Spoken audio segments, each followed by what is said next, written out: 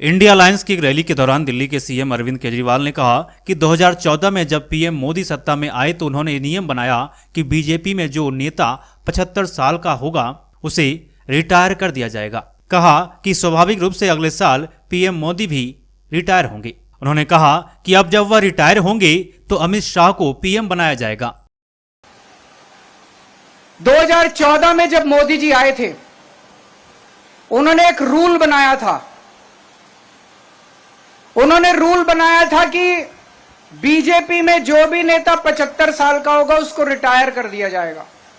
यह रूल बना के उन्होंने आडवाणी जी को रिटायर कर दिया, मुरली मनोहर जोशी जी को रिटायर कर दिया, सुमित्रा महाजन को रिटायर कर दिया, यशवंत सिन्हा को रिटायर कर दिया।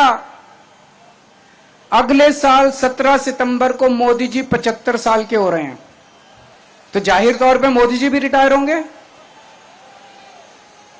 अपना रूल बनाया उन्होंने तो अपने ऊपर तो लागू करेंगे वो।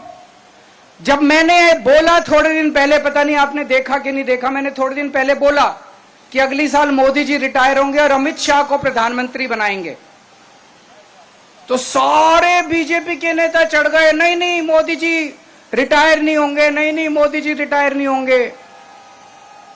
मोदी जी ने नहीं बोला कि मैं रिटायर नहीं होऊंगा, मोदी जी रिटायर होंगे और अमित शाह को बनाएंगे प्रधानमंत्री। तो इस साल जो वो वोट मांग रहे हैं मोदी जी, वो अपने लिए वोट नहीं मांग रहे, वो अमित शाह को प्रधानमंत्री बनाने के लिए वोट मांग रहे हैं। तो आपके घर के आसपास जितने बीजेपी वाले रहते हैं, जितने बीजेपी के समर्थक रहते हैं, सबको बोल देना सोच के जाना जब वोट डालने जाओ। मोदी के लिए वोट नहीं पड़ रहा, अमित शाह का आंख बंद करके जितने बीजेपी वाले हैं, जब बटन दबाओ आंख बंद कर लेना, अमित शाह की तस्वीर लेके आना कि अमित शाह को बनाना है क्या प्रधानमंत्री। तो अमित शाह के लिए वोट मांग रहे हैं। और इस सिलसिले में जितने रुकावटें थी, देवेंद्र फडणवीस को पैदल कर दिया इन्होंने, शिवराज सिंह चौहान की राजनीति खत्म कर दी, रमन सिंह की राजनीति खत्म कर दी, वसुंधरा, जितने नेता थे सबको खत्म कर दिया। एक ही नेता बचा है, योगी आदित्यनाथ। 2 महीने के अंदर उसको हटाने जा रहे हैं योगी आदित्यनाथ, अब उत्तर प्रदेश के सीएम नहीं रहेंगे। जब मैंने ऐसा बोला, एक भी नेता योगी जी के समर्थन में नहीं आया, बीजेपी के किसी ने नहीं कहा कि नहीं हटा रहे। इसका मतलब हटा रहे हैं, इसका मतलब हटा रहे हैं, साबित हो गया कि हटा रहे हैं।